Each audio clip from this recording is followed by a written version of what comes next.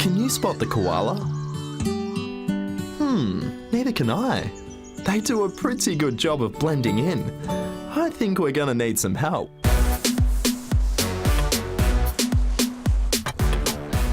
Dogs have a stronger sense than our eyes, and that's their sense of smell. Taz and Missy are certified detection dogs, and they help us find evidence of koalas out there in the bush by detecting their scats. Olivia and her detector dogs have an audience today, so the sniff challenge is on. She's dancing on her back leg. This group of young conservationists are observing and learning how to protect one of their favourite animals. What do I like most about koalas? Well, they're cute and cuddly. The thing I love about them is that they're so lazy and they can hang around in trees all day. They get to eat the whole entire day, which sounds really fun to me. We are definitely on the koala train, but why do we need their poo? Great question, actually. We look for their scats because that's basically a trail of evidence that the koalas leave behind them. So from the scats, we can work out the range and the habitat of the koalas. And we can also send those scats to labs and get like their unique DNA profile, or things like whether they've got diseases, what gender they have, how they're related with one another. It's sniff test time. Today, Taz and Missy are searching in this paddock purely for demonstration. It's pretty unlikely you would find koala scats here. Yes.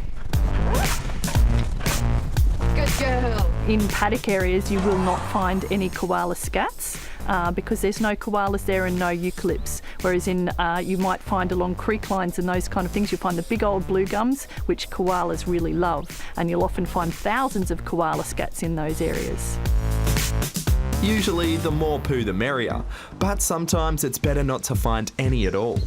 Some areas where, they're really highly, there's lots of roads and lots of development in those kind of areas, you certainly hope that there's not koalas there because there's so many threats to the survival of those species in those areas. This seems like a pretty rad job, hanging out with your pooch all day and helping wild koalas. There's a very strong bond between the designated handler or handlers and any kind of working dog. So for our two dogs, Alex and I are the owners and the handlers. When we're not working with them out in the field, they live with us at home.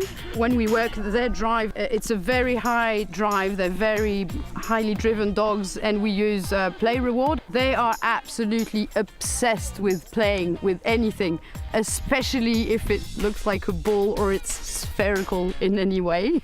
Hold up, and then you say yes. With the help of this Detector A team, these students are on their way to becoming koala spotting heroes. Remember, when you're walking through the bush, just keep your eye open for scats. If you see scat, make sure that you leave it alone and don't touch it. It's really important. Eucalyptus trees are really important to koalas, so keep them standing tall. It's awesome to know our fluffy native friends are in good hands.